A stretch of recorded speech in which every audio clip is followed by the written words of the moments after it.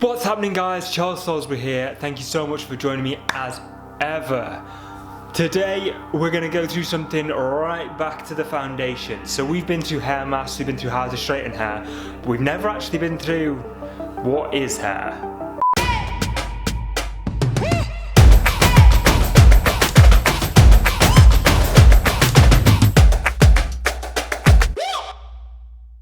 Before you start thinking, why the bloody blue blazers would I care about what hair is? I'm going to make the argument for you that you definitely should know what it is. Basically, you're going to fall into one of two categories. You've either got hairdressers, or you're a non-hairdresser.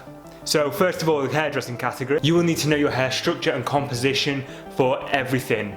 It's going to improve your colouring, it's going to improve your perming, it's going to improve your cutting.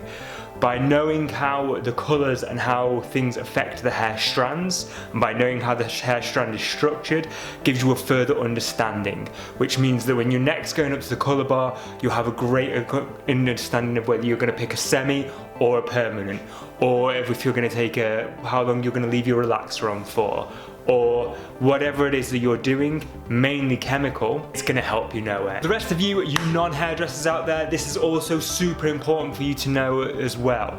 First of all, it's going to help you decide your colour and your look for the future. Do you want balayage? Can your hair take bleach? Is your hair porous? Why is your colour rinsing out all the time? What mask you should be using, what shampoo you should be using, what hair type you have.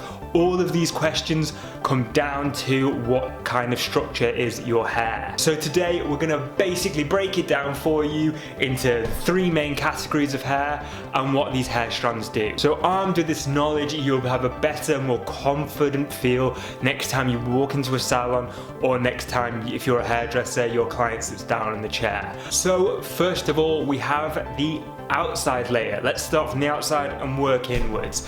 Outside layer is arguably your most important layer. It's your cuticle.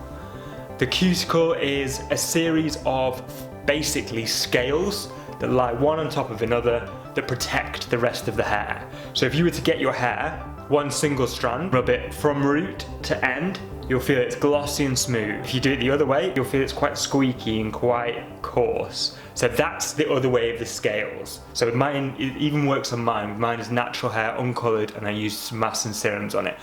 So that is, the scales lying flat. So if you go from root to end, it will be smooth. If you're not, you're going against that cuticle. Now, why this is important for you is mainly your condition of your hair. That's why this is the key part. So your cuticle can very easily get damaged through chemicals, through sun, through sea, through water, acidity, or alkaline substances. These scales break off, and if they break off, then obviously it leaves like a gap, which makes it a bit more porous, which means it can get through to the second level. So first of all, we're going to talk about it in a condition base. So what this means in a condition base is that your hair this inner part can get damaged easily from hair colour, cut, sun, etc., environmental damaging. Or this scale that lies on top that is now away from the other. So if we had three scales before, 1, 2, 3, if this fella disappears, then this one's more exposed to come off as well. So that means a little bit of damage over a prolonged period of time leads to more and more and more damage, which is why your hair gets split, broken if you haven't had it cut in 3, 6 months or a year. A little note on this, whilst we're talking about split ends, if you have them, there is no mask, conditioner, serum, or product out there that can repair split ends or any kind of split in the hair. They just need cutting off. The cutting is the only way to do it. Regardless of what a marketer will tell you, regardless of whatever, it cannot be done because you're resealing back the protein structures, which isn't feasible. So the other key point about the cuticle when it comes to hairdressers and people who colour their hair is if your hair is more damaged, more porous, then the colour that was in zone, the second level, can seep out and in and out. It has more of a gap to be able to come in and leave the hair, which means that your toners aren't last so long. So if you have bleach blonde hair, or if you have a client who has bleach blonde hair, you put that ashy toner on it, looks beautiful in 2 washes, bang, they're ringing you up saying my colour's gone, and you have no idea why, because you use the exact correct percent, correct colour, correct everything that you know in your textbook and you know in your colour theory, but the client is still like, well, it's not in my hair.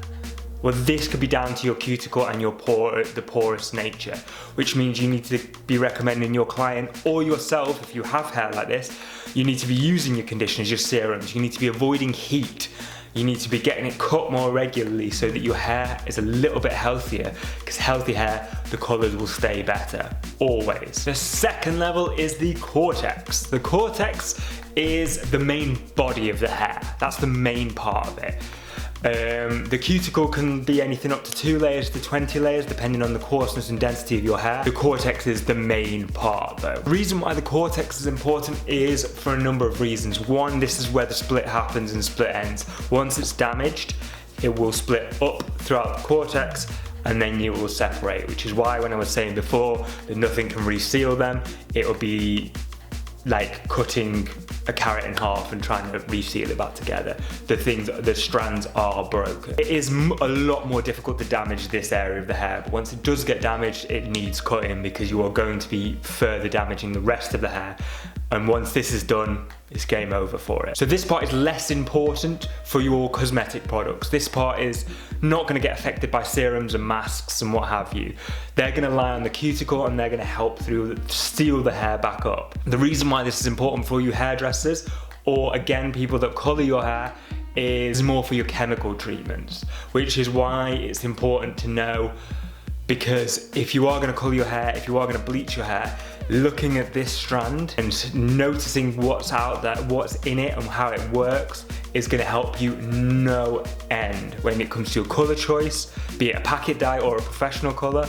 If you're a hairdresser, an assistant doing a toner, this part is where it all happens. So this also affects obviously where the perm takes place or any kind of chemical relaxing that takes place, which is why it's super important. One note about colour, colour sits in different parts of the hair. Some sits on top of the cuticle, that'll be like your sprays that you leave. You've got toners that go into the cuticle but not into the cortex, so they lie in between the scales. And then you've got ones that go into the cortex, that's your permanent hair dyes. So by knowing which level you want it in at will help you so much when you're choosing, as a lot of people do, what colour to use. Next up is level 3, the medulla. This is a weird one because some people don't have it. I've read a couple of books with opposing theories on what it's for. Some people think it's just left over from when we had body hair all over, and it's basically a hollow strand within the hair that is decreasing throughout evolution. But dogs have a bigger one, for example, or like cats. I'm looking over there because my cat is sat right there. Have a bigger one because it keeps them warm. It's supposed to insulate the hair, it traps the air a little bit. That's one of the theories. The other theory is to do with the structure of hair itself, and it gives it a little bit more strength to have this part in it. Whatever the reason is, it doesn't really affect hairdressing. You can live without it, you can live with it. Like I say, dogs and cats have more than we do, it's just an interesting part. Some people don't even have it. If you have ultra fine hair, you might not even have one. It doesn't really affect you. No products get in there. No products, to my knowledge, can colour it or perm it. I think it follows what the cortex is doing.